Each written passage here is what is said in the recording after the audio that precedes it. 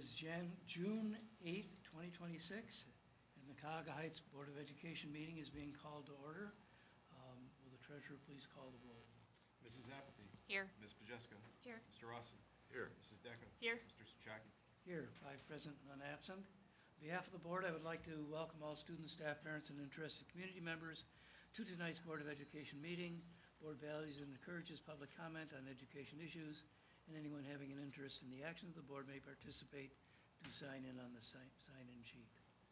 A copy of the board meeting agenda is available for review on our website. We do ask that you silence your cell phones during the meeting. At this point, please rise for the pledge. I pledge allegiance to the flag of the United States of America and to the republic for which it stands, one nation, under God, indivisible, with liberty and justice for all.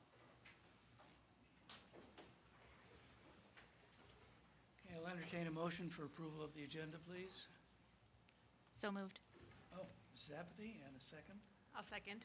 Okay. That was Mrs. Decker. Apathy, then me. Mrs. Decker. Okay. And I think we have some modifications. Yeah, I'm asking to take off 12A and 12B. Those are two exempt contracts. I haven't had the appropriate time with the busyness of the year to discuss those contracts with those individual Okay. exempt employees, so I'd like to pull that off of this one just so I can have more time to discuss with the individuals. And then, if possible, I'd like to add request executive session, ORC 121.22 G1, to consider the appointment, employment, dismissal, discipline, promotion, demotion, or compensation of a public employee. Okay. Any questions or concerns about that? Hearing none, treasurer, please call the roll on the amended agenda. Mrs. Apathy. Aye. Mrs. Decker. Aye. Ms. Pajeska. Aye. Mr. Rossi. Aye. Mr. Souchaki. Aye, motion passes 5-0. Okay, moving into section 3 presentations, I'm going to turn it over to our superintendent. All right, first tonight we have a presentation by Kevin Locke and Christian Williams. Kevin is the managing partner. Christian is a partner of the law firm Peppel and Wagner. Mr. Muccio, would you like to introduce them further? Sure. We contacted Kevin and Christian, the law firm Peppel and Wagner, because of their expertise. We're hoping that they would do a presentation to provide an overview of their firm, the services they offer, their experience representing school districts, as well as highlighting matters related to the budget commission process, as we anticipate issues where school districts are going to evolve into the future and how that happens. So I'll turn it over to Kevin and Christian. All right, thank you very much. I'm Kevin Locke from Peppel and Wagner. Chris Williams. Yes, we're both partners there. I've been there for approximately 36 years. I started there as a clerk and then associate and partner, and then Chris. Since 2000, so 26 years for me. Yeah. Things started as an associate and then became a partner. Yeah, and one of the other partners that we work with is Donna Andrew, and she came in around the same time as Chris. And then we have 3 other partners who have 13 years of experience doing just school law, and then we have 4 associates, which we have slides for in here. So that is our motto: empowering Ohio Boards of Education with effective legal counsel to make quality choices for children. Our goal is, whether it's a current district or a new district like yourselves, we assist them in providing them with the options that they have and enable them in order to, whether it's budgetary issues, hiring issues, whatever the case may be, they can make good choices so that they can improve education for their children. Our founder, Bill Peppel, was a teacher for 6 or 7 years as a math teacher. Then he was an administrator, and while we all, were taught by teachers and really appreciate what they did for us to get here, he really instilled in us that, need to go out and help school districts do better. I think one thing to note of our firm is we only represent public boards of education. We don't have other practices representing other governmental entities, other types of clients. We don't represent the administration or the teachers or the non-teachers, the employees. We represent only the boards of education. The Board of Education is our client. Yeah. While the board's our client, typically the people we have the most contact with are the treasurer, superintendent, depending on the size of the school district, who might be the special ed coordinator or director or somebody like that. But at the end of the day, the 5 members of the board are our client. Yeah, so, yes, we've discussed new pictures for reasons that I don't have to explain to you for both Chris and myself. Donna hasn't changed, but we have slightly. So the 3 of us, and then the other 3 partners, Dan Lauder, who is in our Cincinnati office, and then Jackie, she heads up our special ed department, and she's one of the other ones who's been with us for quite some time. And then Brian DeSantis handles not only special ed, but, other things as well for us. So those are the partners, and then the 4 associates that we have. They're full-time associates. One of them, Amy Singh, she was the attorney for the Ohio Department of Education for a number of years before leaving that, and then coming to work for us after, working for a few other law firms. And she's still in Columbus And right now. she is still in Columbus now, and then the 3 other associates. From our perspective, with 10 full-time people, we also have some of counsel, but with 10 full-time people who only deal with school district issues and only represent boards of education, we have a pretty deep bench. If you call, there's always going to be somebody there that can help. We also have a full-time paralegal who assists with workers' comp practice, board revision practice, helps anytime with special ed matter, organizing documents, preparing the binders, perhaps a review process, and we make use of her to basically be more efficient for the clients. Right. And in those workers' comp and those kind of things, efficiency is, as in all things, is important, but most importantly in those areas, to be efficient. We've been, like I said, I've been there for about 36 years. The firm's about 36, 37 years old. It was started about a year before I got there. We only represent school districts, as we indicated, and based on the team that we have, everybody has their strengths. We can all do general ed school law, but everybody's got strengths. Chris has his strengths, I have mine, and everybody else has theirs. If something comes into us, whoever you tend to deal with, if something comes in that's, maybe a little too much in the weeds for us, it might be really intricacies of a special ed matter, a board of revision matter, whatever the case may be, everybody works in the office unless they needed to take the time to work from home. So if we don't know the answer, sometimes we just walk down the hall and put the phone in front of them and say, we've got a client here, I can't answer this, can you assist? And if we're not in the office when you call, our promise is that someone calls you back before the end of the day. If it's not the person you called because we're in a meeting or something like that, you will at least get an email back that says, what do you need?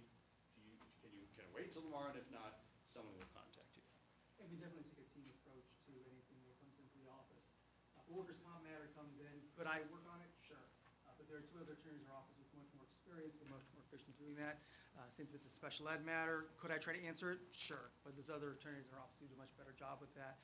Vice versa, if there's a tax matter that comes in, it's probably landing on my desk. It's going to land. But we try to take that team approach, recognizing that with the strengths that each of us have, we can better serve you, both to get you the knowledge and to resolve the issue, as well as be more efficient in resolving that issue for you. If you have questions as we're going through this, please ask. We can talk and talk. Okay. So as we indicated, our goal is to keep you out of trouble. If you get in, get you out as easily as possible. And while it costs more than a nickel to call us, we do believe in calling us before you step into it, and so that we can help either keep you out of it or help you extricate yourself a little more quickly. So we do believe in that approach. And that's part of why the responsiveness is so important, because if the superintendent or treasurer has an issue, I want them to feel free to contact us, to ask us that quick question, to head off something before it becomes a real issue. If we're not responsive, you might hesitate to call us in the first place, thinking you're going to have voicemail, you're not going to hear from me for a few days, I might be able to help you with that issue. If I call you back 3 or 4 days later, well, the issue's already gone away, for good or for bad. We recognize that. Because we only work with public school districts, we understand their schedule. We know when the busy times are, when the slower times are, when nobody's going to be in the office because it's summertime, versus when you absolutely need an answer right now. And I think that's one of the benefits of being a firm that only focuses on public education law. So the other parts, and we've already touched upon this a little bit, but we respond to client needs effectively and promptly, return all calls every day, meet all established deadlines at all times. When something comes in, we'll talk about this a little bit more under the grievances, but if a grievance comes in, there's deadlines that have to be met. respond in a timely manner, that grievance is automatically granted, depending on the school district. And certainly from a litigation perspective, that's most important. You can't miss a deadline, so we have our own process that we follow internally. The paralegal's part of that process, our secretaries are part of that process, so we make sure that no deadlines are missed. And from our perspective, the earlier we can get something done, the better off. If something is due at 4 on a Friday, we do our best not to be delivering it to court at 4 on a Friday. We get it done ahead of time. So, oh, go ahead, I'm sorry. Giving you the, if you wanted to say something else. If you didn't, then that's fine. As far as the rate structure goes, it's very competitive for the types of law firms that do what we do. And we are, you're probably aware, we're located not even 10 minutes over that way in Independence. We're in the Crown Center building, so very proximate to the location. And there's 3 different ways to get here, I discovered. I knew of 2, but I wasn't aware of the third way. Yeah, half of them are blocked with construction. We also, if we're not early, we're late, so we also allow for construction-related issues as well. You had asked about some of the legal services that we provide, and so we've got a few slides to talk about that. Yeah, so, they're in no particular order, because depending upon your needs, some of these may be front and center, some of these may be, we've not had a legal issue here in 4 or 5 years. But some examples of what we do for public school districts. One would be processes of grievances and arbitrations. I had 2 arbitration hearings this last month. Whether it's a non-binding arbitration, binding arbitration, doing oral argument at the end, post-hearing briefs, whether it's 1 witness, 10 witnesses, and we've seen everything in between. Our goal with any arbitration is to hopefully have it not get to arbitration in the first place. Our philosophy is, when you receive a grievance, investigate it. If we've violated the collective bargaining agreement, well, then work on how we can find a way to grant this grievance the way that makes sense. If we did not violate the collective bargaining agreement, our philosophy is you deny the grievance. There are some districts where the union looks at grievances as a way to continue negotiations.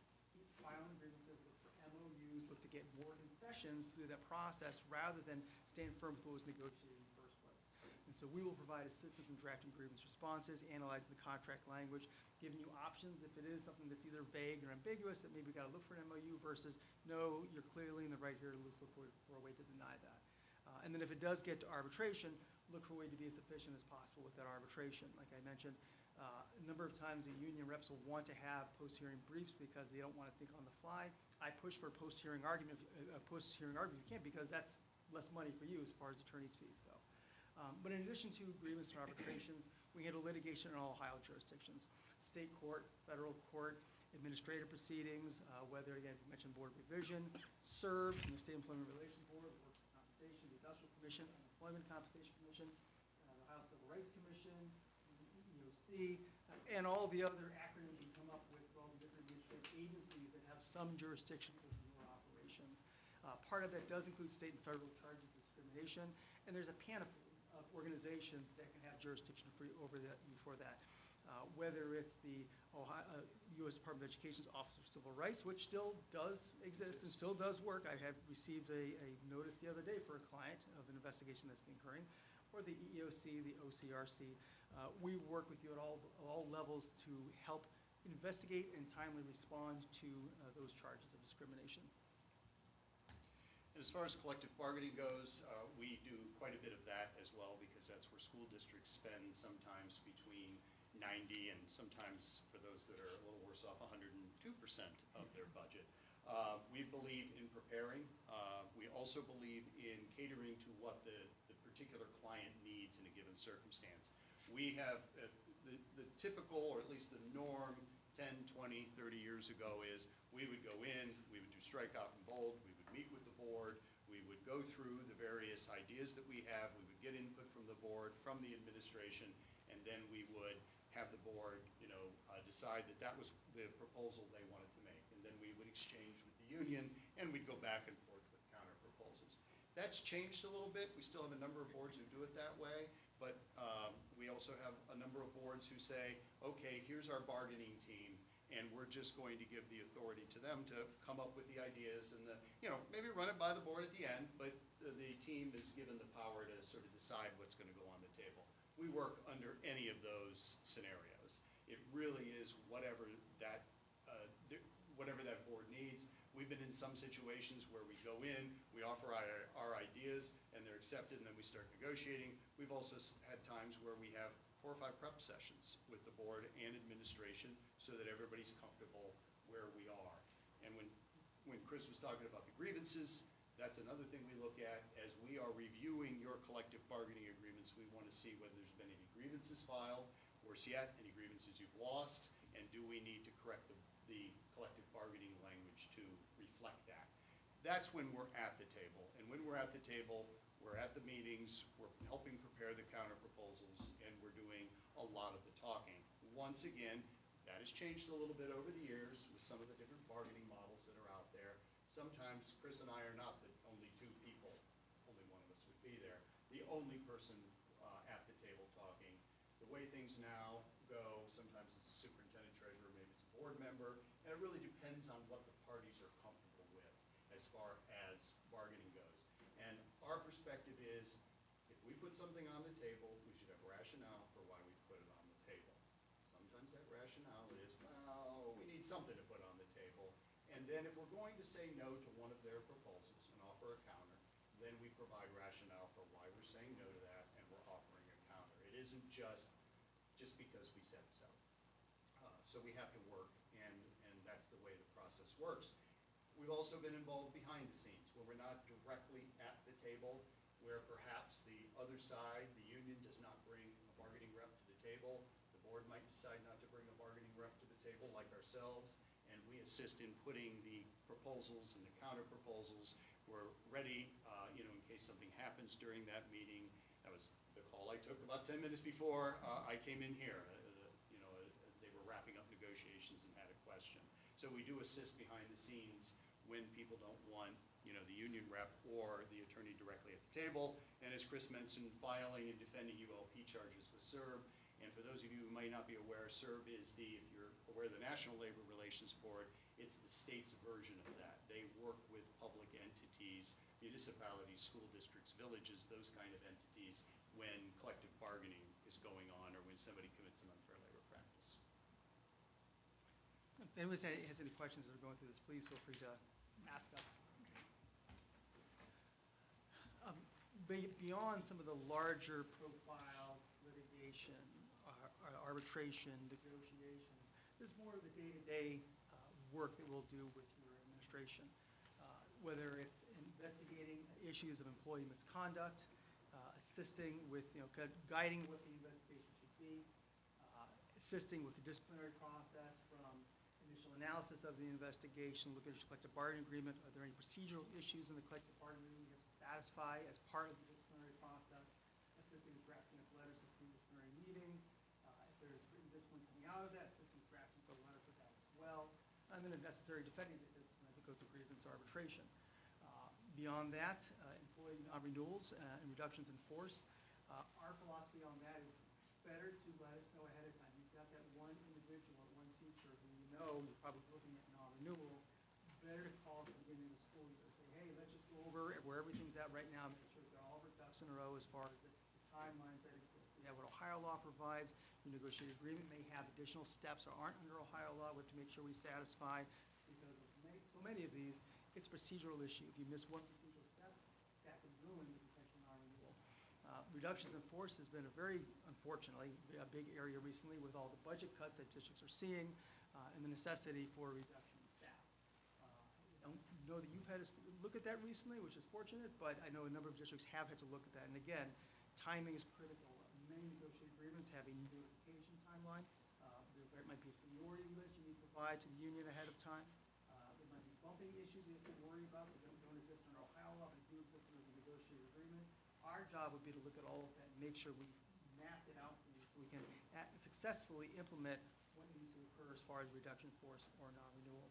And then employee evaluation kind of ties back into the non-renewal process because after all, any time that we would be involved in an employee evaluation would only be because there's potential non-renewal being looked at, and we can assist in even looking at a draft evaluation, providing recommendations for things to add or make sure are in that evaluation to help strengthen potential non-renewal that might be occurring with that employee.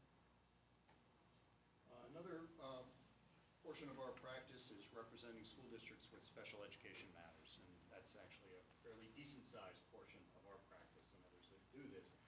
We go so far as attending IEP meetings if that's necessary.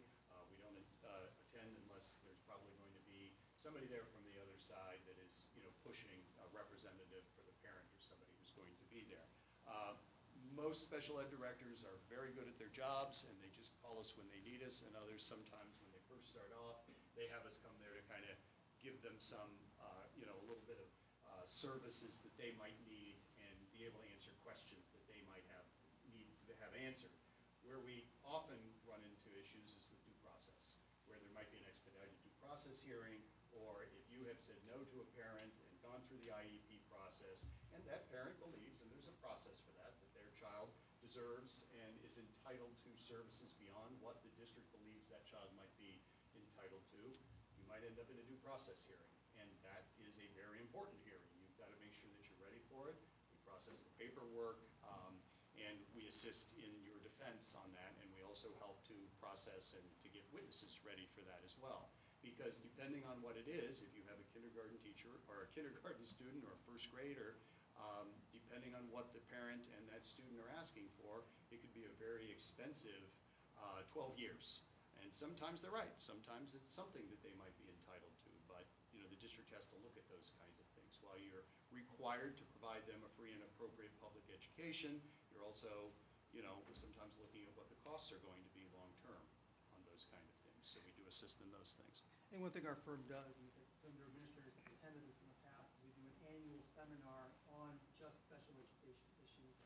Right down the hill over here at the Holiday Inn. It focuses on real, both survey topics as well as real targeted issues in the area of special ed. And frankly, they're our best attended seminar of the year. Yes, because I don't speak at it. Go ahead. Student discipline. This is another area that we only typically get involved once there is an issue, as in it's been appealed beyond the superintendent level. Occasionally, where it's a higher profile student misconduct matter, we might get called early on to make sure there's no missteps on that. But part of our training as attorneys is knowing the law, keeping updated on the changes of the law, because this is another area that we in-service clients in regularly. For whatever reason, no matter how many times we present or OSBA presents on this topic, inevitably there are still mistakes made by school districts on how you administer student discipline. For that reason, we have a checklist that we'll go through anytime one comes in. That's, hey, let's make sure we got the notice of intent to suspend, notice of suspension, notice of intent to expel, notice of expulsion. Do you have your student code of conduct posted in a central location? Did the student sign off on its receipt?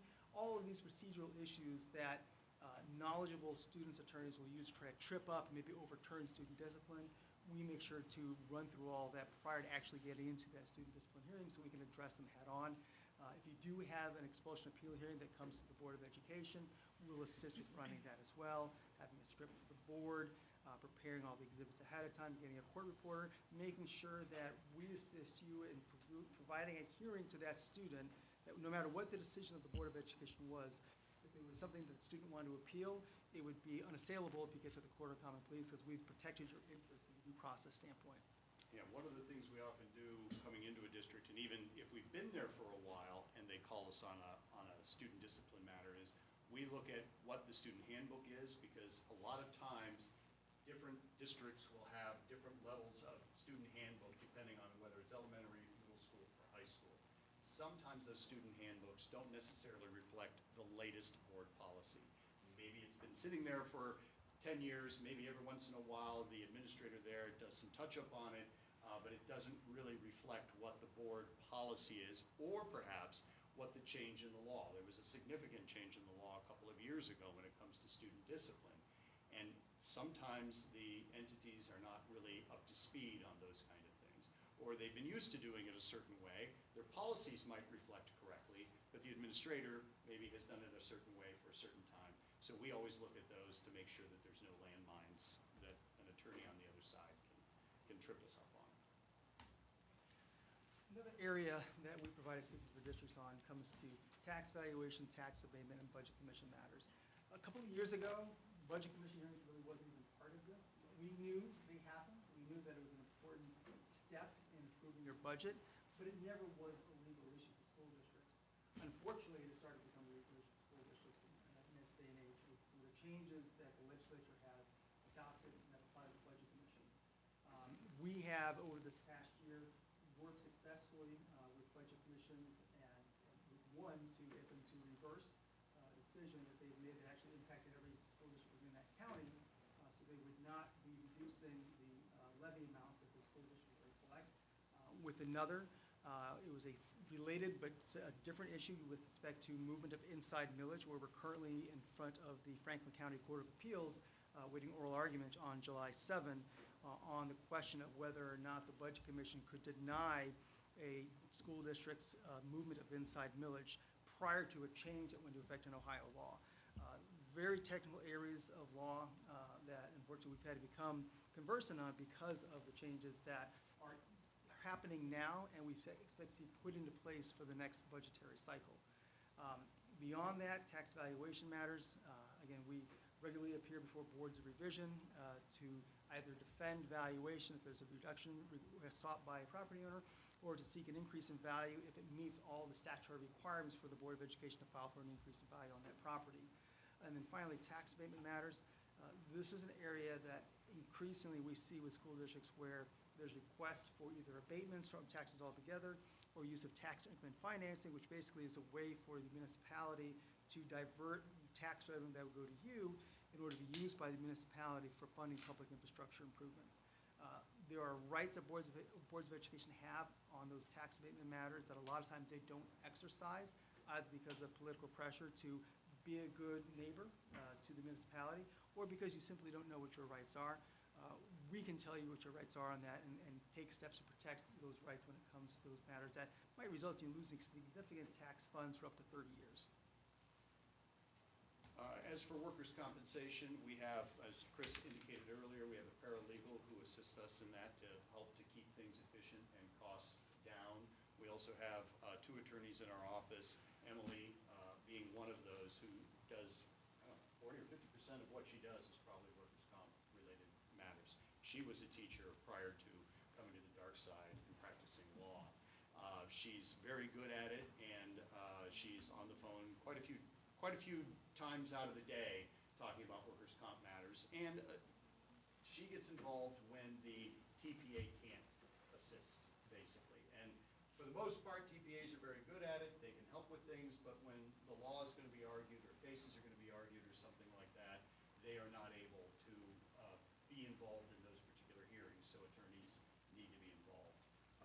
And that's when we get involved in the representation and litigation matters associated with workers' comp. The goal is to help to keep your workers' comp prices down, your premiums down, and certainly there are some districts in which their premiums are already where they're going to be, and another case isn't going to hurt them all that much. But we also don't want people to believe that it's just easy to file a workers' comp case in some of the districts. And some of our clients have seen that. If you allow easily one bad case to get through, then others might see, have a desire to do the same. So we are cognizant of that. We regularly provide in-service training for our clients on a variety of topics. We have, Kevin, 30, 40 different topics that we can provide in-servicing on. This is just a small sample that we do. In-services that can be aimed at the administration, aimed at your teachers, aimed at the board. There have been multiple times when I presented to boards of education on the Open Meetings Act. Now, as you're all probably aware, you're required to get training on that. A lot of districts will have the treasurer go obtain the training, and with the idea that the treasurer will be informing the board on what that is. But I have some clients that want to get that presentation directly made to them. And so it's a public session presentation we would do and talk about all aspects of the Open Meetings Act. So whether it's that, public records law, Title IX investigations, student discipline, a number of special ed issues, bullying and harassment, a whole panoply of different types of presentations that we provide for districts. A lot of times, August is a big presentation time of the year. People are getting ready to come back to school, but it's not limited to just August. It can be any time of the year when we'll do that. And that's in addition to the seminars we offer. Chris already mentioned the special ed seminar that we do in February. We also do 2 seminars in January, early February on collective bargaining. We do that at night so that board members who might work during the day can also attend if they're going to be on the negotiations team, and perhaps they haven't done that before, they can come and learn a little bit about collective bargaining and talk to us. We also offer 3 seminars in the fall. Those are day-long seminars, and they are on a variety of different topics, and clients are entitled to attend. We send it out to all superintendents, clients, non-clients alike. So we offer those in addition to when a district asks us to present. Other times, it might be the Ohio Association of School Business Officials, OSBA, VASA. We also present at a number of their seminars as well. Finally, we have a board policy practice as well. Most school districts in Ohio, either the OSBA or Neola, but there's a number that will either try to write their own board policy or utilize a third party like our board policy service. Dan Lauder in our office really heads up that division. He's tasked with staying on top of any changes in Ohio law or federal law that require and update the board policies. Our philosophy on board policy is only have the policies that you're legally required to have. There's a number of policy services that will put policies in place that are not required by law and actually add duties and responsibilities to your administration that might make things more difficult for how you enforce whatever your rules are as far as how you operate. We don't believe in duplicative policies. There's a number of policy services that have the same policy reflected in 2 or 3 places in the same policy manual, which makes it more difficult if you're trying to keep that updated, make the change to one, make sure you catch it in all those other different locations. So we do provide a comprehensive updated board policy service as well. In addition, there's for a number of districts where you're happy with who you're working with for board policy, but there's a new change requires AI policy, for example, and you're not really satisfied with the one you got from your normal policy service. We can provide assistance on targeted policy changes as well. And that brings us to the conclusion. We can stop talking now. Okay. And any questions Any you may have? questions? I don't have a question, but I did want to make a comment. I attended one of your legal presentations at the most recent OSBA Capital Conference, and I would consider it to be one of the better ones and informative, so I didn't place your name until. It was on sunshine law challenges. Yeah, he knew that. I knew That's why he that. asked.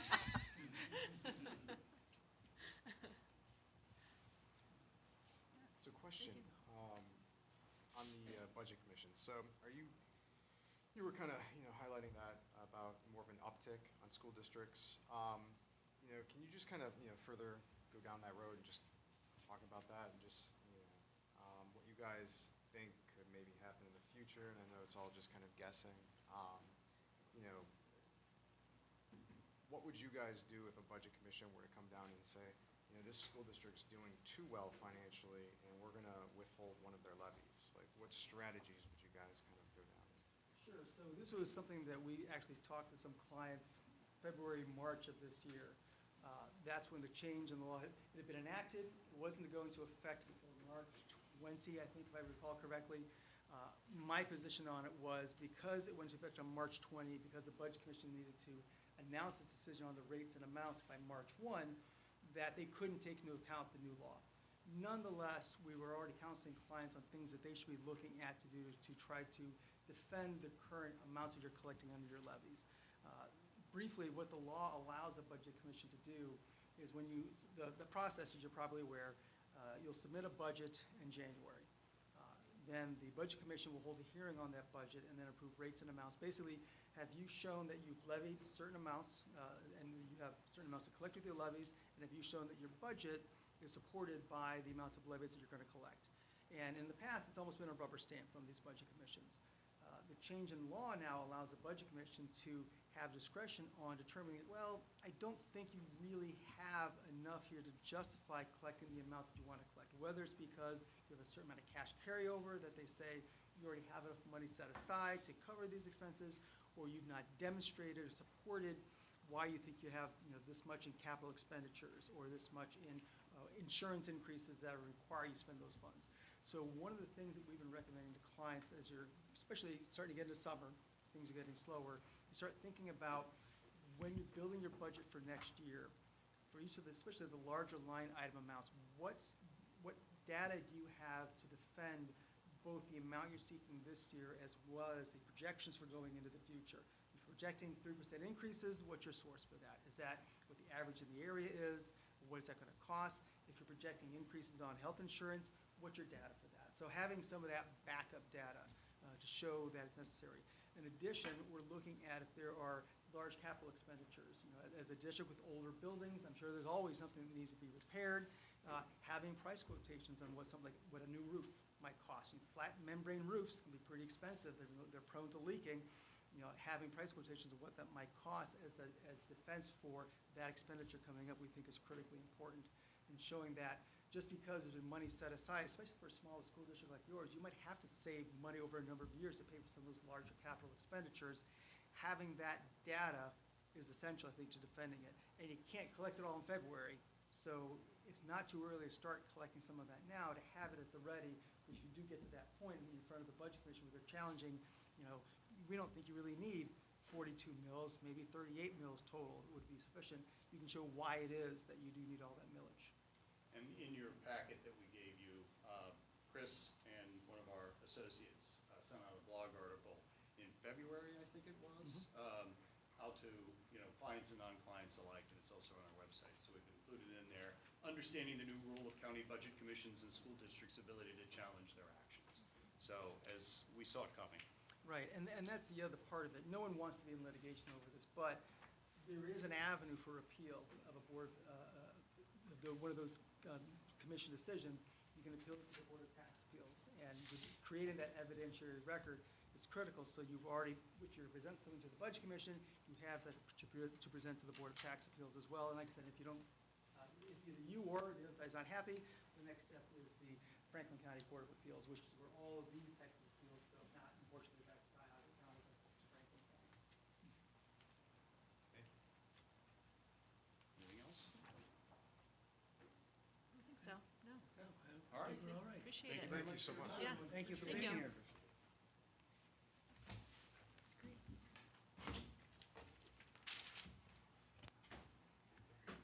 You have to hit it longer. Thank you for Yeah, coming in. thank you very much. Thank you. Gentlemen. All right. Next presentation, we're going to do student handbook. That's going to be Mr. D. Trey, Mr. Melvin playing the collar man over there. In my presentation, I don't have any visuals. I just want to explain the handout that I provided and the adjustment. And answer any questions you might have with regards to what's been added. Sometimes I would go a presentation if I would change quite a few of the language or paragraphs within the handbook or even a program of study, but Mr. Melvin and I, we have a parent and student handbook that we combine. So as they had mentioned, sometimes there's an elementary one, there's a middle school one, and a high school one. What we've done together is we partnered last year with our first ever, it's the parent and student handbook. And we merged a lot of stuff, and so there's some paragraphs that say this is for elementary and this is for middle and high school. And when we did things like the cell phone, it was a pre-kindergarten to grade 8 on the expectations for that. This year, the handbook, there's really, if you look at the short one, okay, the handbook itself, it's 140-some pages. And I tried to leave in there where these changes happen on the one-pager that links it over and says, okay, within the context of the section, what does it do? There were 2 sections in which we needed to revise to reflect current law. And so we added those. There was a section on attendance that we rewrote to reflect the changes and interpretations of things, okay, and what's really happening. And so there's 3 monumental paragraph changes or sections that are happening. And as we talked, we wanted to add a 4th one. And so the 4th one comes at the bottom.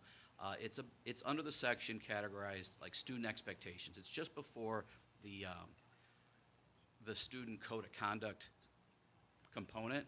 And what we want to propose with this is the expectation that when students bring food and drink into the building, that they consume that during the lunch period, okay? And with a little bit more of a caveat. So there's a 3-part request on this. The students are encouraged to show courtesy and responsibility of their shared spaces as these values enhance all areas of school life, and to maintain a safe, welcoming, and productive environment, we ask that food be limited to cafeteria. This is for students pre-K to 8. We would like to request that only clear liquids in sealed reusable water bottles be permitted. we do not want to promote the coffee, the tea, the juice, the milk, the caffeinated drinks, to be one of those items that are in the classrooms, okay? So am I going to stop a student and frisk them for them? No, I'm going to say, I'll describe it like the cell phones right now. The expectation is clear to them. Students, you may bring your cell phone. When you get to the school, if you're a K to 8, turn it off, leave it in your locker. If you're a high school student, put it in the bottom of your bag. You're not to be on it during the day, okay? And if any time you need to come back, you can see us. For students who have health issues, they can have their cell phone with them and use them if necessary. So the food and drink would be if you needed to have a juice or you needed to have a piece of food, we could make those accommodations, but the standard for all would be limited. One of the benefits to this is that we believe that our students' behavior in classrooms, right now we're dealing with kids who come in with containers and they spill them on the floor. They spill them on other people. They don't really clean them up very well, and they put them in weird places, like it's in their locker spilled, or it's on their computers or on the registers. And so these things are not easy to clean up. And so the container was a big aspect for us. What's in the container was the second part. The students right now are sitting in class and they'll pop open a Mountain Dew or a 5-hour energy drink or even a Red Bull during lunch. And some of those students, the behaviors in class after they consume this, if you can imagine a 12-year-old high, all hopped up on Red Bull, that's what we're seeing. And so, I don't necessarily have that same level with the high school side, which is why, as we talked about this, stopping it at grade 8, if there were issues at the high school, I would ask, right? And it was the same way when we developed the cell phone policy. And so the three-part K to 8, a container that's sealable with a cap, not a Starbucks container that has the pop that falls off, because when those containers are being carried with their books, one bump and they all spill over everybody. And then the clear liquids. All the food that's provided by us here at school have to pass nutritional values. And so I do think that it promotes a healthier student as well when we don't encourage or promote students to come in with the Starbucks. There have been times where kids have been ridiculed because they don't have their Starbucks or they don't have their set drink that they're coming in with. So this kind of levels that as well for some of the students who don't have the advantage of someone taking them and getting something. How's that align with the contents of the new vending machines? So the new vending machines are all going to they all meet the nutritional components that are, if they were to be sold in our cafeteria. So things like the drinks, the Gatorades will all be G0s. I think the highest caloric intake of one of the water bottles is 5 calories. Separate from, there was a big push or desire for some protein shakes. So the Nutrilife, the 32 gram and the 42 gram, or 30 gram and the 42 gram Nutrilifes that have protein, those are a little higher, but also viewed as a pretty traditional safe drink. But you're not selling caffeinated beverages in No. the vending machines? No, so they're caffeine freeze as well when we get to that. Yep. So, Quick question, Yeah, Ron. yep. Like juice, milk, they brought that in a lunchbox in the cafeteria? so that's an appropriate place to eat that, though. Okay, So this is that, I'm not going to stop them from packing it in their bag and bringing it to school. Yeah. But it's one of those, I don't want us walking through the hallways with Yeah. our juice box out. I guess that line, are not allowed in the building, or it's a little confusing. Okay. To me. And I do see how that can be contradictory, because I don't want to, I would also not want students to pack 5-hour energy drinks or Red Bulls in their lunch. But I think the line with the various drinks, keeping clear liquids in the hallways is yeah. the major component of that. So I wouldn't have an issue revising But if that. I bring my Starbucks foo coffee, I'm- I leave it in my locker, and then it spills, I still have the same problem. So I'm probably not, I talk about could it be Yeah. stored safely. If I don't view it can be stored safely, hey, we need to do something about Yeah. this. And so it probably in the rounds at the beginning, calls with conversations with parents, hey, this isn't what we're expecting. I do expect that if this is in place, that the first couple weeks there'll be a learning curve, in which we're educating both families and the students on, here's the new appropriate stuff. So are they allowed to still bring energy drinks to non-instructional hours, like Like after convocation? school? No convocation, they can be there for like 20 minutes. So, yeah, the answer to that would be no. That's the part where I go, I want our teachers limiting those drinks that also, whether they're high sugar content, high caffeine content, the students today are already struggling to stay focused in class, and this is another angle that I go, have a healthier heights allows us to kind of take that variable out and see where it goes. So I would say it's at the door, you know, as everybody comes in the front door and I'm standing there, hey, you're gonna have to finish that before you get in. And then are you enforcing this by warnings? And do you think, are you going to do a special announcement like you did with the cell phones? Because I could see people Completely. signing this off and Yeah, not no. realizing.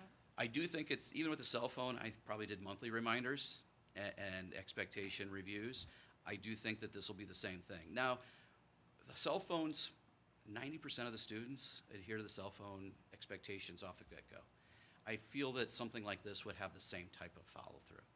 There'll be some students who just really want to push back. They want to have their drinks. And I go, when you get to high school's demonstrated that it doesn't cause them as much problems in the classroom or with the spills that middle school students have or what may be at the elementary. As a parent, I personally appreciate this because my middle schooler like showed this interest in energy drinks. I'm like, I don't know where it's coming from. And It's a fad right it's- now. Yeah. And it's not helping students in the classroom as teachers are trying to do their job. So, I will just say, so I bring my high schooler and my middle schooler, who are sisters, and maybe one looks up to the other. So now I'm going to have to say, on that morning commute, I can get this for you, but not, yeah. right? I mean, It- that's, It could come down to that, yeah. just trying to, Yeah.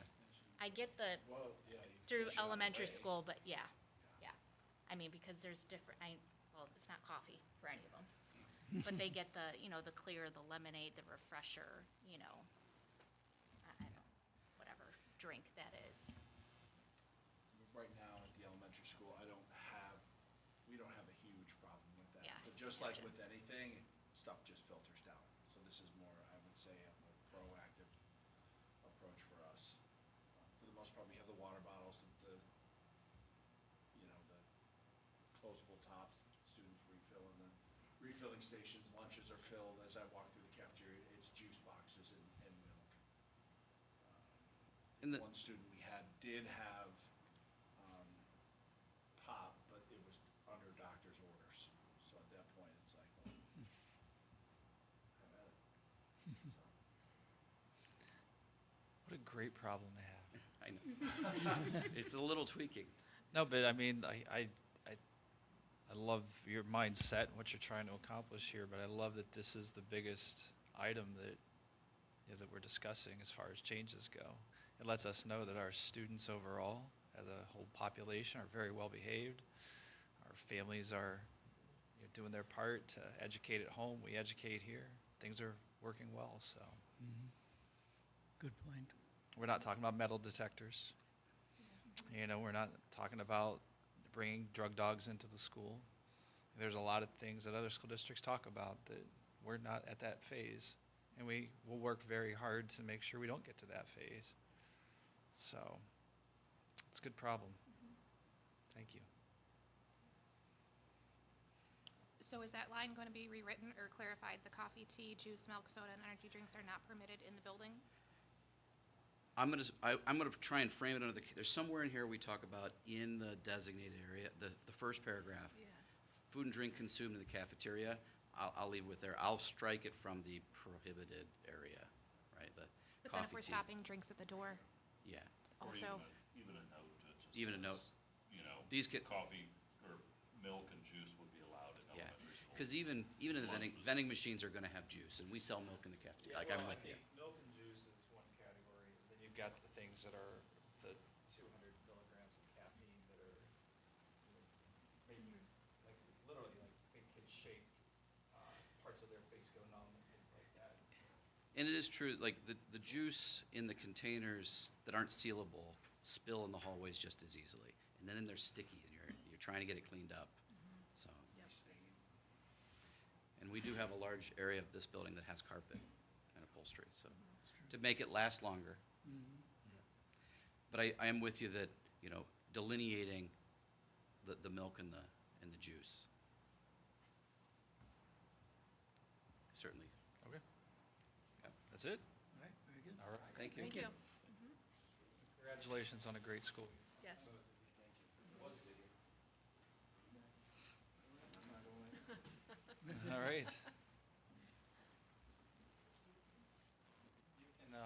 back to your Kelly. So that you can present. I guess I should have asked, if any of you have any Dongle? questions about the attendance language that was in there. Do you want to pull that one? Everything aligns with the House Bill 96. I just had to clean it up. Our handbook kind of contradicted all that language, so you'll see in there a lot of strike-throughs and a lot of stuff being removed, but it's just in line with what House Bill 96 is.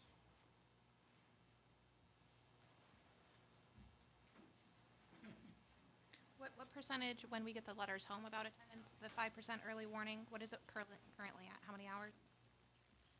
38, So 5% would be at, 5%, I think we did the math, and it's like 40, what did you say, 43 hours or 42 hours? It was right about the same. Right, but it's not that much of a difference. You can always send it early. You just can't, you just have to send it at 5%, but you can send it at 3% if you want to, just to start getting. But what's different is, like, if people send in and have medical excuses, that still counts. The state pretty broke it down to either you're there or you're not. Whether you're on vacation, medically ill, suspended, taking the day off, like, all of that counts now. Where before, the totals in our system would remove medical absences, and it won't do that anymore. So we can still, our policy still is to A through L or whatever, what is it? There was a funeral, there was a doctor's appointment. We still code it that way, but in terms of our reported attendance to the state of Ohio, it's this, it's very binary. Are you or aren't you in the building? And the excused versus unexcused, right? Because excused reasons, you have time to make up your work. Yes. And all of that's still in there. It's still there. And if it's unexcused, without a note, you may not be making up your work. Consequences. Or consequences for it, so that's the differentiator. All right, Kelly, talk about early entrance into preschool. Okay. So, like you said, I'm here to talk about early entrance into preschool. I want to introduce you to Eddie. Oh, he's so I gave cute. him a name, the wolf pup. So cute. So he's Okay. going to be throughout the presentation, and we're going to talk about how he's going to come to preschool. So, first things first, I want to talk about what our current preschool structure looks like. So we are a school-based preschool program. We have 2 classrooms with a half-day program. So 2 a.m. classrooms, 2 p.m. classrooms, that creates 4 sections. We have 2 lead teachers, 1 intervention specialist, and paraprofessionals in those rooms. Our license states that our program capacity is 47 students, all of whom have to be over the age of 2.5. So our max capacity is 47 kids in our program at any time.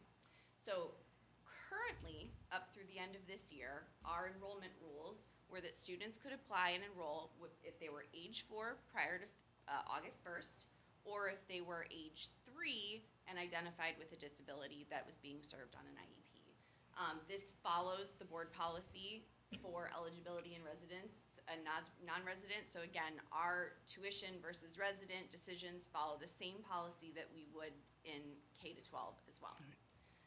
As of 2026, the rule changed for kindergarten entrance, saying that they had to turn 5 prior to the first day of instruction, on or before the first day of instruction. So our rule has echoed that as well. We are now saying for preschool, you need to change 4 prior to or on or before the first day of instruction. So, and that again echoes the policy that I have referenced there. Another important factor in preschool is our ratios. So there's licensing ratios and there's step up to quality ratios, and we are a gold rated step up to quality preschool. So we follow the step up to quality ratios, which are more strict than the licensing. So as you see, the preschool ratios for kids that are 3 years old, we have to have a 1:11 or 2:22 ratio for our teacher to students. If we have a class of solely 4-year-olds, then we can go up to 1:13 or 2:26. An important factor here is we go with the ratio for the youngest student in the room. So if there is a single 3-year-old, our ratio is for 3-year-olds, okay? So what kind of started this conversation was when we looked at our enrollment. So over the past 4 years, since 2022, you can see that our enrollment has dropped. Year after year, it's getting lower and lower. And as of last week, for this coming school year, we were at 32 students, which is 10 students lower than we were 4 years ago. So we wanted to come up with some solutions to that problem to kind of maintain our preschool program and the way it is and having the success that we have. We wanted to kind of come up with those solutions. So we came up with this idea for early entrance requirements. So with the new idea, students who turn 4 between the first day of instruction and January 1st are eligible to enroll in preschool with going through a formal screening process. This also echoes the kindergarten rule. So that's where those dates came from. It echoes exactly where the kindergarten rule states from first day of instruction to January 1st. There's stipulations for the kindergartners as well. So students will participate, these 3-year-old students will participate in a mixed age classroom. So we would have expectations that they would be able to participate and be prepared for the 4-year-old curriculum that all of our other students are doing, which is part of why the screening process will happen, and I'll explain that in a little bit. Also, children admitted through this process would be expected to complete 2 years of preschool. This makes sense because their second year, they're in that 4-year-old band, so we want them here anyways. So again, we wouldn't be welcoming them to kindergarten early just because they came to preschool early. We really want them there for those 2 years. And we have the ability to differentiate. Our curriculum is flexible enough, and because we have the 2 different classrooms, we truly can provide those students a different experience both years, so they're not getting the exact same thing. It's what we do now for our 3-year-olds that are on IEPs. They get a different experience each year. So why would we do this? Eddie's back. So Eddie wants to come to preschool, and he is a current 3-year-old. His birthday's in November, so he fits our potential preschooler. And so what would the advantage for him be? Well, we'd be expanding access to this high-quality preschool education that we already provide here at CHES, so it gives more kids that opportunity. He's going to be challenged. His parents see that he has got these advanced readiness skills. He's really showing that he's ready for school, and he's going to get that challenge for the advanced learners. He also will have earlier access to the social skills and all of those academic opportunities. And then from a special education perspective, we also get to use Eddie to provide him as a peer model to those 3-year-olds that are in the classroom. You know, naturalistic learning for these kids that are on IEPs is so important, and to have these peer models in the classroom is invaluable. So putting other 3-year-olds in there is just gonna benefit them. For the program, I'm echoing that same benefit. We want to have strong peers, and the more we can get these strong peers in the classroom, the better off our kids are gonna be. This supports an inclusive classroom environment, helps maintain the balance of those numbers, and again, really important, this expands access without expanding the program. We're not looking to add classrooms, we're not looking to add teachers. We are wanting to maximize the resources we have by getting, butts in the seats, filling those seats with our kids and having them get that education with us. For the community, the advantage is we're getting kids here earlier and starting to build those relationships with families earlier, and that's only going to benefit us in the long run. So Eddie wants to come. So what would Eddie's process look like? Well, in January of every year is when we open enrollment for a typical 4-year-old students, for all 4-year-old students. So enrollment opens in January, it closes generally at the end of February. So that period of time, we're not taking enrollment for any 3-year-olds. We are just doing all of our typical enrollment for 4-year-olds, following the board policy about tuition versus residency, all of those kind of things. Once we hit the end of February, early March, then we're gonna be able to make a class list and determine the capacity for what we would have for 3-year-olds for that year. We have decided as a team that we would never want to take our program over 40 students with 3-year-olds because we need to leave space for any 4-year-olds that might come out of the woodwork or students that have disabilities that may come out of the woodwork. So again, we're not going to fill the 47 with 3-year-olds. So it may be one seat available if we already have 39 kids. It may be 5 seats available if we've only got, I just did math, 35 kids. Thank you. So depending on the year, we may or may not be able to provide a 3-year-old enrollment. It really depends on capacity because 4-year-olds will definitely take precedence. So when we've determined that capacity, we open that enrollment and they then can apply. They'll go through the screening process and those decisions will be made from that point forward. I'm gonna talk a little bit more about what that process will look like. So, readiness expectations. So Eddie's parents call and they say, my son, he's ready for pre-K, he's only 3, but he fits. So the first thing that they're gonna do is have an interview with myself or with Joel, with somebody here who's gonna ask a few questions just about, readiness and adaptive skills. First and foremost, when's their birthday? Do they fit within that age bracket? Check that, great.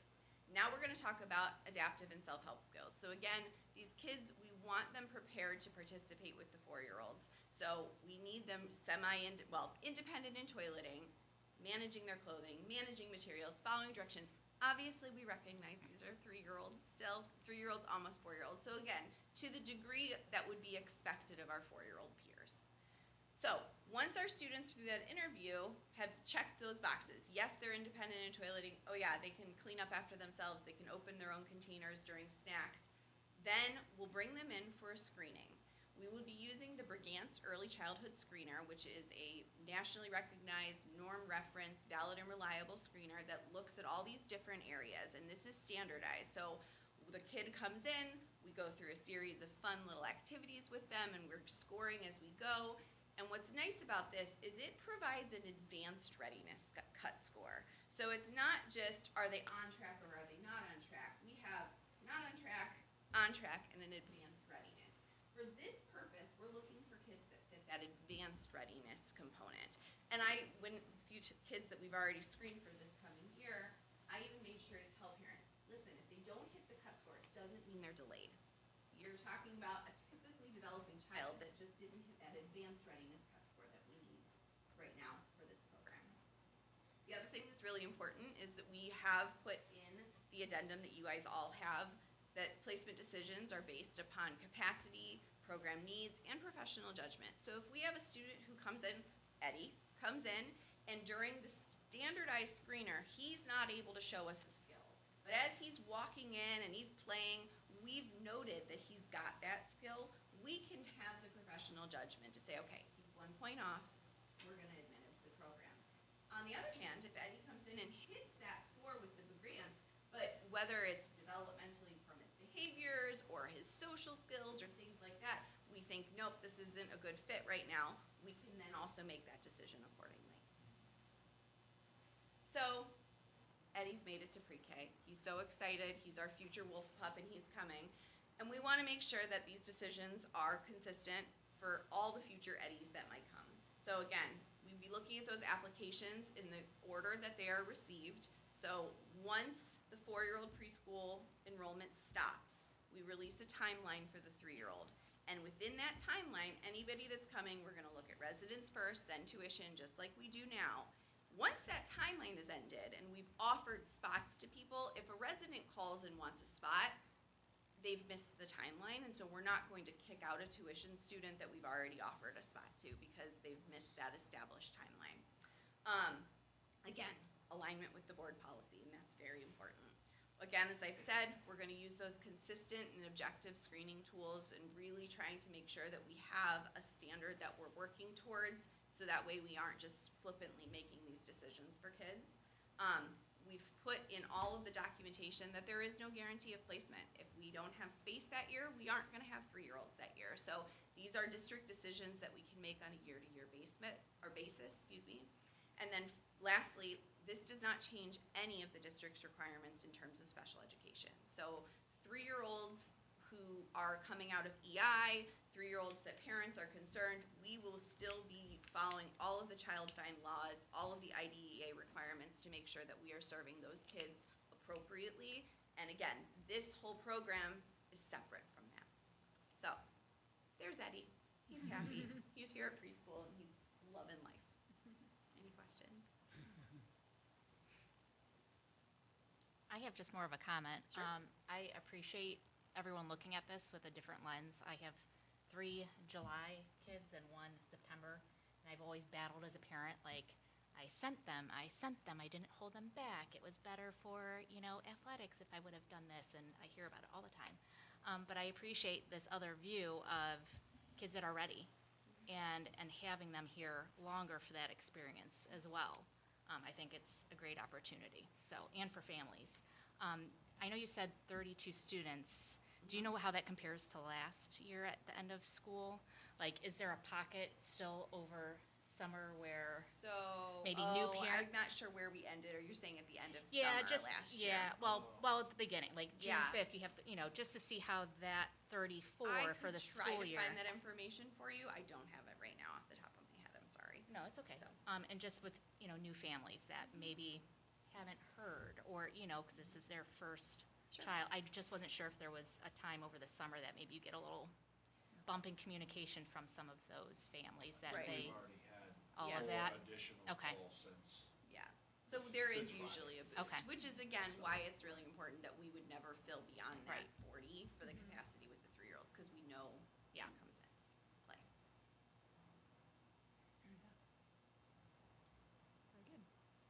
Thank you. Of course. This has been what, about a year and a half in the making? Yeah. We've been discussing this for a little while. It's going to be positive. Overnight success takes a year and a half. Here we go. Very good. Right, thank you. Thank you very much. Great.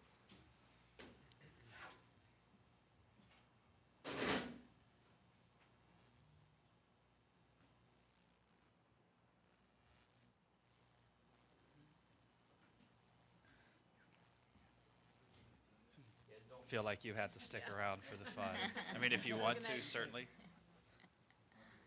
not unless you have comments. Thank you. You guys can go home and exhale now. School year's over. Yes.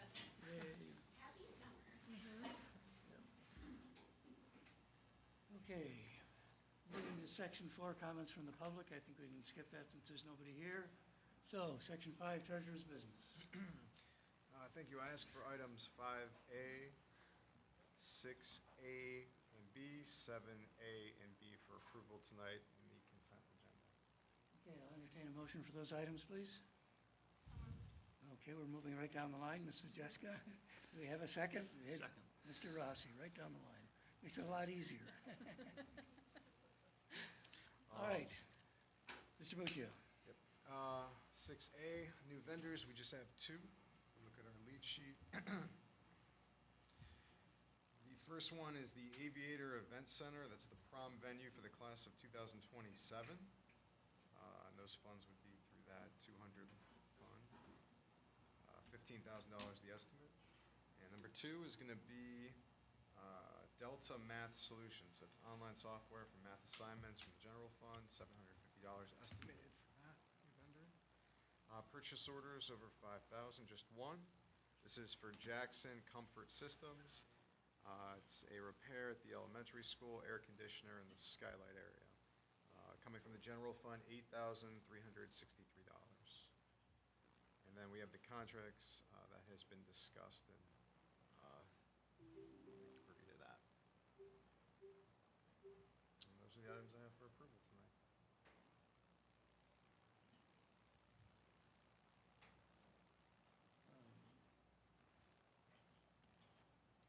Okay, I'm trying to get, I did have a question on one of them. Yeah, Well, I've never heard of the Aviator Event Center. What is it?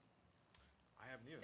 Isn't it over by the airport? I think it's Is it the that old- one? That's what I think it's doing. Yeah. Bomb. The Old old bombs, Bomb Group. bombers, Restaurant. Oh. Right next to the Bomb airport. right by, Oh, yeah, right okay. across the street I think. off 480. It's called Aviator Okay. House. Yeah, Yes. I know it, I've never been there though. Yeah. Okay, Pretty nice. Yeah.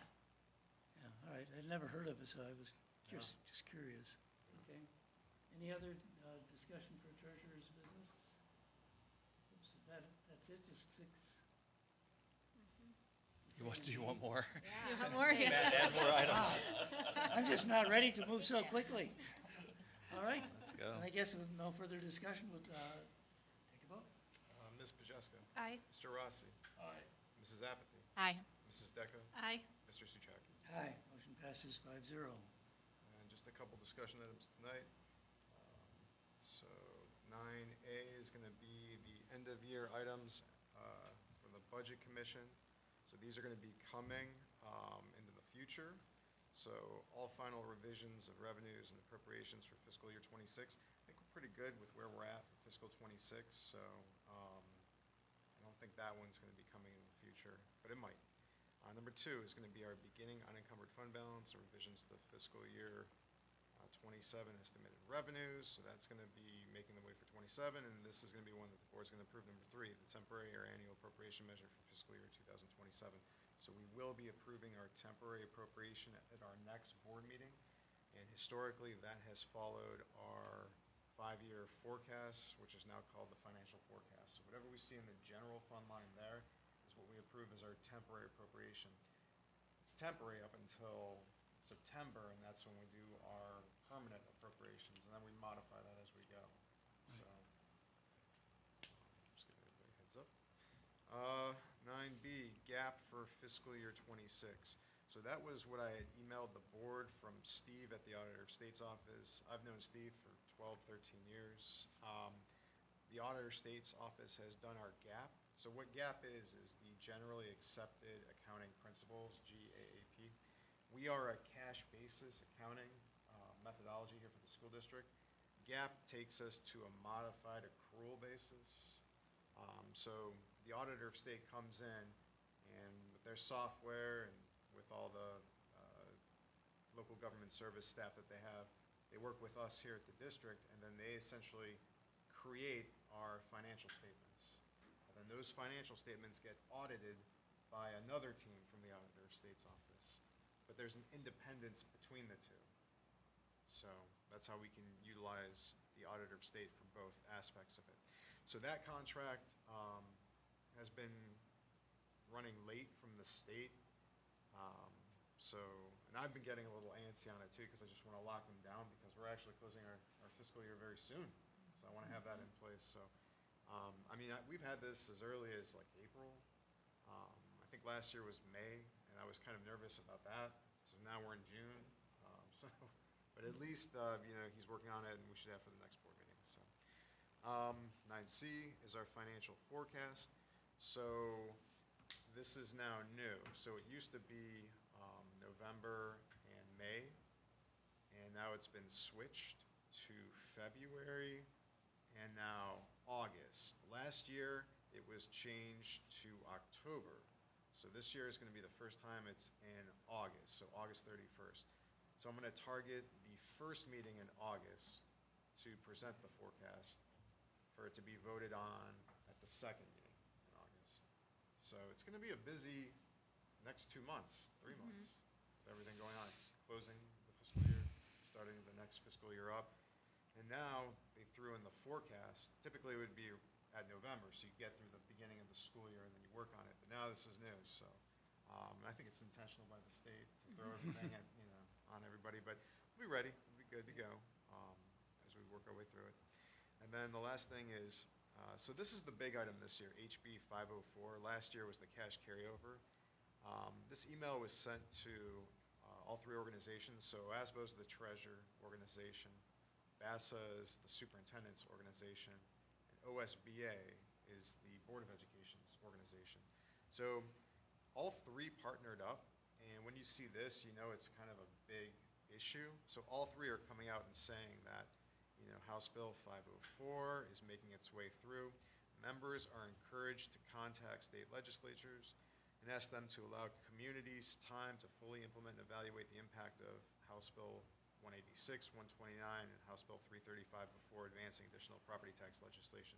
So what they're essentially saying is all these passed last year, House Bill 335, 129, and 186, and we don't really know the full impact of those. So what they're saying is, state, pause on trying to pass 504 and let us figure out what all these others do to property taxes. So,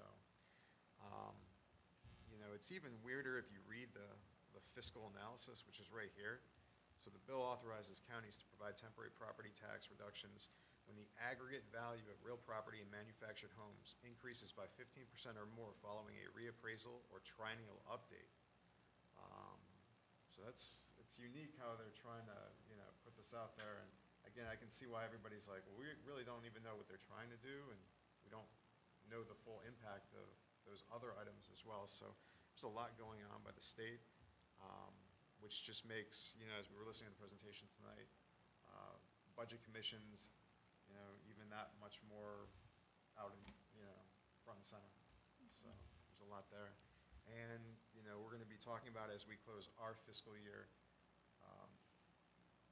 just how well we're doing financially. And I am concerned as a treasurer where, the state had given budget commissions more authority, more power, that budget commissions now, and Matt, correct me if I'm wrong, they can say, you guys are doing too good. You're only going to collect on 7 of your 8 levies. They have the ability to do that. I mean, we could go through the legal channels and Well, if we exceed 100% cash carryover, we have an automatic trigger where we have to go justify why we should remain above 100%. That's already in law. right. And if it's deemed to be excessive or unnecessary, then it can be reduced. And I was just reading an article where of the 611 school districts, approximately 20%, or about 120 of them, are projected to, I think, run out of cash by fiscal year '29. So, and that's been the highest since 2012. So there's a lot of, precarious financial situations that about 20% of the schools are in right now. And they were mentioning, reductions in force and whatnot. Now, on the flip side of that, if you do too well, the state comes back and kind of hammers you and says, well, you guys are doing too well. And now we have to let you collect even, less. So you have to kind of thread the needle and try to not do bad, but not do too good where they come after you. So you have to try to, try to get like a B, think of it that way, instead of like an A or, I guess.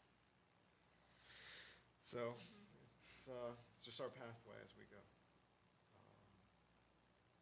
And we've been talking about, closing out the year for some time now as we come. So we've been talking about it, all the time. And, we're cognizant of it. But again, I'm not sure there's anything we want to do right now for 504 House Bill. I think we just kind of, keep our chips close to the vest. And if there's another cash carryover that the state tries to do, then we rally everybody and even drive down to Columbus. But for this one, unless it really, looks bad, I think we just kind of, Lawmakers are laying pretty low on a lot of items until the fall, until they see how the election goes, the midterm election. Right. Which would be a significant in Ohio because of a new governor, one way or another. any thoughts since it went to all 3 organizations? Just wanted to see if anybody had any thoughts or comments. How often do they send something like that? Would you say the previous one was the cash carryover, or have there been multiple? There's been others. Yeah, 186 and 129. There's been others. Yeah, the 20 mil floor budget commission, but. Prior to the package of bills that got passed back in December, signed by the governor, Yep. there was communication that came out about that too. Yep.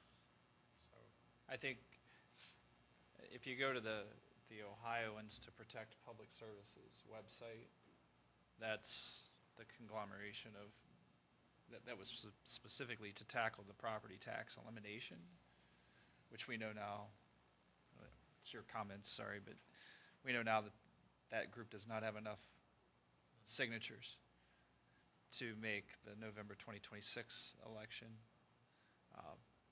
for a constitutional amendment, but they can bank those signatures for 2027. And so that may be why you're seeing some additional, even though we haven't run the simulations to see what the true impact is on all these tax reform bills, you may still see tax reform bills move their way through because the legislature's trying to prove that they're doing something to stave off that constitutional amendment. The problem is they're the root of the cause. And I think I spelled that out pretty clearly at the BEST committee meeting, how that's gone off the rails over the last decade specifically. Right. So, but that's another conversation. They're not going to change the direction they've taken us in. They're just going to try to look at alternative ways to appease people. Well, yeah, the top 2%'s got exactly what they wanted. Yeah, So, yeah, of earners in Ohio. So why would they walk it back? right. and that's all I have for tonight. Thank you. Okay, thank you. Moving into superintendent's business. All right, for consideration of the consent agenda, I have items 10A through D, 11A. Under number 12, I I asked to remove A and B, but consider C through G. And 13A and B, 14A and 15A and B. It's a lot of items. Okay, entertain a motion for those items. So moved? Okay. I was waiting, we were going to see if we were going to go in order again, but No. we didn't do that. So now I need a second. Okay, well, we're keeping them in sequence. I can see where the next one's going to go. All right. 10A, I don't know why I put that in administrative content. It should be in public content. This is the addendum to the preschool handbook, so I'll make sure I get a copy in the public content. This was exactly the information that Kelly presented to you and was based on the guidelines that we put together, so it's an addendum to our handbook. Letter B was the student and parent handbook that Mr. Dietrich and Mr. Melvin presented on. Letter C, this is the student athlete handbook. There's only one change, and this aligns with the CVC guidelines, that if you are eliminated from a contest as a spectator, I think CVC even says that you may not be permitted anymore that season, but so it may be more strict than that. So I guess it depends on the nature of the contest. But this is in line with that, and it's a may, it's not a shall. All right, because there may be circumstances. Who knows? The official may be taunting the fan. And then letter D, this is a request to attend, once again. I've attended annually the fall conference. It's October 6th and 7th in Columbus. Just trying to get ahead of it for registration purposes. Okay. Registration, lodging, and mileage, but if, depending on personal circumstances, I may just drive back and forth as I did last year, as opposed to staying the night. So we'll see. We'll see. I Okay. can cancel the hotel until the night before. 11A, this is the resignation of Mrs. Scotton as the Dean of Students. She served in that capacity for 2 years. She's surely going to be missed. She was a bright, up-and-coming administrator, but her life is taking her in a different direction. She wants to be able to raise a family and work simultaneously, preferably from home. And she has opportunities to do that, and I think her circumstances allow for that to happen. So I'm happy for her, but I'm sad to see her go as well. So we do have that job posted. I believe we have about 12 to 14 applicants, which is really encouraging. So that we have a nice pool of people. We've opened it up to the world, so to speak. So we'll see what happens. Those interviews should start next week because the application is open through this Friday. Number 12, these are employment. So going to letter C, this is a reemployment of Jordan DeRazio as our student engagement specialist. His contract mirrors the one that he had last year. Last year was a 1-year limited. This year is a 2-year limited contract. His salary schedule is attached. Letter D, this is a curriculum writing stipend per our negotiated agreement. When you write curriculum for a brand new course that's not a state dictated course, there is a stipend involved because of the amount of work it takes to develop a 36-week course, so that stipend is $750 for Mrs. Castle. Letter E is the reemployment of certified staff members that I accidentally left off the list when we approved this back earlier in May. Anna Marie Longcar in 6th grade did a fabulous job this year, and Abby Neidert as our high school counselor. They were left off the list. And as you heard during our presentation, the fact that I left them off the list would not have prevented them from having a continuing contract because we would have missed deadlines to do any type of reduction. Certainly they were not up for that. So they were safe is what I'm trying to say, and they've done a great job this year. Letter F and G, these are the approval of the updated salary schedules for first Tracy Deals, the administrative assistant to the superintendent, and then Matthew Hartman as IT coordinator. Both are on continuing contracts, and again, these salary schedules are in line with what we've been doing with our exempt employees, which are also fairly close in mirroring what's going on with our negotiated agreements. Number 13A, additional supplementals. This is actually a really small list. We must have taken really good care of at our last meeting,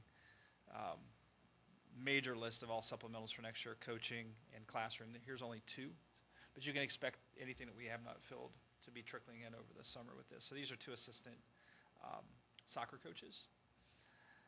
And letter B, miscellaneous pay rate schedule. We have some student cleaners that we had not, student cleaners as well as adult cleaners for the month of June for the adult cleaner. So this is Sohair Solomon, Jennifer Graceffo, and Drew Evans. As you recall, we're going to be recommending them for the senior cleaner positions. I believe they're all three interested, as is it Erlinda. Erlinda's also interested. So I have 4 who are interested in moving from the 195 to the senior cleaner positions, but that won't happen until July 1st, so that'll be on the next meeting. The others are students who will be helping this summer. 14, this is a long-term sub for next school year. Mrs. Stryker is out as our middle school teacher for a period of time. Mrs. Boning has done an outstanding job twice. This coming fall will be her 3rd stint as a long-term sub in the science classroom. And it's good to have somebody who's familiar with the content, familiar with the district, experienced teaching the content, experienced teaching the grade level. And the fact that she said yes is a big deal for a 3rd time, because you never know. I mean, everybody has their comfort zone, and she obviously feels very comfortable, and our kids do well with her. So grateful to be able to do that. We talked about that today at the staff recognition. We recognize all of our long-term subs to be able to continue to have to get the results that we're getting with our students, even though we've had people out on family leave and other FMLA reasons, without missing a beat, has really been a compliment to those long-term subs that we've been able to bring in, but also what those teachers have established before they went out on leave and what they do when they come back. So the standard is set high and it doesn't fall off. So that's an important piece. 15A, this is the approval of our Neola contract, total $4,835. You can see it's $3,540 for the manual update services, $795 for the annual digital maintenance publishing fee, and $500 for miscellaneous. I hope they do a better job than they have been doing lately. I hope this almost $5,000 goes a long way, because we've been pretty frustrated with board docs lately. Not Neola, but board docs. Finally, letter B, this is the agreement and deposit. There's a $1,500 deposit for prom. It is at the Aviator Cleveland. It's going to be exciting. I don't think we've been there since George, have you been? So in 11, this will be 12 years that he and I have had connection with them. Yeah, we finally found a new place, and it's kind of exciting. It looks like a nice venue for us to do prom, and that's paid for with the senior class account. And those are all the items I have. Okay.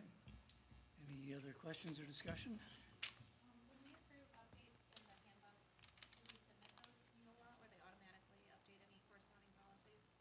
Or how does that work? So I can speak to that because I've worked with them before. So Neola gives us like a template beforehand. So everything that Mr. Trey and Mr. Melvin worked on was from what their recommendations or changes were in the year. So they go through all of that, and that's where they're double checking when they submit it. It's such an easier process. When Mr. Young and I started out here, we inherited handbooks in place, and went to handbook conferences, and he'd done it before as well. So really, before, you had to just find things you liked and try to make sure it was aligned with policy. So it was a tremendous amount of work back then. And now, for the last 4 or 5 years, we've had Neola updates. So we made the transition the first year with that, and then now it's just a lot easier, because anything that's aligned is there, and then they verify that. So Mr. Melvin actually pointed out something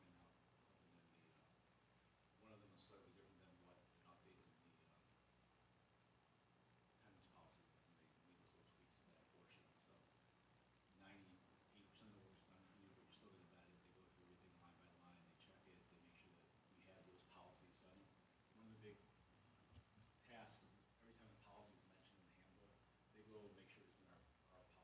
So if there was a policy that was missing, they let Matt know, like, hey, the policy 4820 that we need isn't in our policy manual, it's referenced in the handbook. So we either need to take it out of the handbook, or we need to add it to our policy to be updated. And so mid-year, if a policy changes, then it becomes like, Policy that's that dictates, so we don't adopt a separate handbook. Like if it's that significant, we would have to communicate that out to families, that this is a change brought about by law and policy change. know which update in policy, so they have that information. Yeah, it's been pretty convenient to know that we're able to reference policy directly. We did not have that luxury before. Even Neola, when they sent out updates, they would put a note that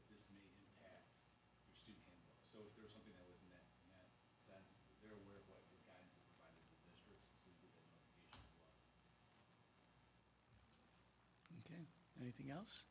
I forgot to mention this before, but obviously for the handbook, just for the contact, I mean, the dean of students, obviously that'll Yes. have to, just making sure that's, once- okay. Like last year, Ms. Snyder was hired After. Mrs. Thrasher left for the cruise. Yeah, any staff changes, we don't send out the handbook until mid-July. That's when you all receive it through final forms. That's the signature like he talked about, Right. does everybody sign off that they got the handbook? Whether they're reading it or not, I don't know, but they're definitely getting it. They have to sign off that they've received it. And we wait till mid-July is, I believe, when progress book rolls over for the next year. And so that integrates with final forms, and we attach that document and send it out. They have the most updated version. When Mr. Young won the lottery, all changes, he won, he'd still stay here, he won like 20 million, he'd still stay the year. But if I won the lottery, they would just update the winners, post it online. Yeah. George. And George wins the lottery, he's gone. He's out. Great. Okay, anything else? All right, roll call, please. Mrs. Decker? Aye. Ms. Pajeska? Aye. Mrs. Apathy? Aye. Mr. Rossi? Aye. Mr. Souchaki? Aye, motion passes 5-0. Superintendent discussions and comment. Okay, I'll be really quick. So the last days of school have happened. Students on last Friday, staff today. We had a staff recognition luncheon today. We recognized staff members who had 5, 10, 15, no 15 this year, 5, 10, 20, 25, 30, and 35 years of experience. We recognize our long-term subs. We recognize Mrs. Palco, who has been subbing for the district in that capacity for 27 years. She'll no longer be doing that moving forward. So that's a pretty special milestone for somebody who committed to us that didn't really have to, and she did a great job.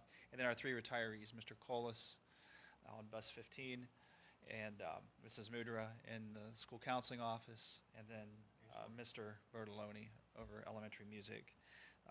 So it was great to recognize everybody, have everybody there together, and to send them off for the summer. Last Friday, I was able to attend the state championships in track and field. It was a really exciting time.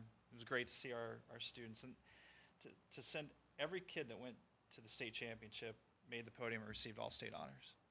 That's 100% of the kids are qualified. Samantha Valley got 8th in the 100 hurdles. Aiden Ewalt was 7th in the pole vault. Maurice McClarty 7th in the high jump. And then what Gavin Chamberlain, Kurt Van Divner, Maurice McClarty, and Tristan West did on those 3 relays were nothing short of incredible. They were state champions in the 4x100 relay. Started with state champions in the 4x200 relay. Then they came back and were state champions in the 4x100 relay. And then came back and they ended up finishing 5th in the 4x400 relay. It was just a really impressive run. The boys finished 6th place as a team, scoring 28 points. They're 14 points out of first. Doesn't sound like a lot. It's a lot at the state championships, but a couple things broke your way. We could have been up there close to 2nd. So really proud of the whole entire program. And it just accentuated, kind of put an exclamation point on the entire school year where Cuyahoga Heights continues to be recognized for so many things on a local, state, and national level. We should really be proud of who we are and for where we are. So great job to all of them. And then finally we enter, this is actually, we kind of laugh, a lot of the staff and the students, this is the end of their school year. Ours is in the peak. Like, we're peak school year right now. So we are hiring. And then the projects, our roofs, they were supposed to start this week. They're actually going to start next week, not because of supplies, but because some lines got crossed with when the work crew was going to show up. So they're going to be showing up next week instead of this week. We've got the archway. We're working on getting some final things with that. It is cosmetic, but we still have to make sure that there was no structural damage once they take off a little bit of the facade there. But we think we're okay. Stadium lights are going to be that and the scoreboard sometime around the 4th of July. Those should be wrapped up. We're going to be starting, I believe, pretty soon the asbestos abatement in the north gym. We're going to be refinishing the gym floors. And we got HVAC repair over here at the elementary school. And we got, the south gym bleachers will be in September. I know tomorrow we're drilling holes and putting a volleyball court in the ancillary gym, painting lines so that we promised, when we do have to shut down that gym for putting in the bleachers, our student athletes don't have to leave campus to practice. So we're creating that space for them, so. It's gonna be an exciting time, a very, very busy time over the next 8 weeks as we get ready for school. So, that's it. Stop in and say hi, because there are not gonna be many of us around, but those that are around are gonna be working, so stop in and say hi. Okay, we will do that on occasion. Any questions for Superintendent before we go on? No, just thank you for a great school year.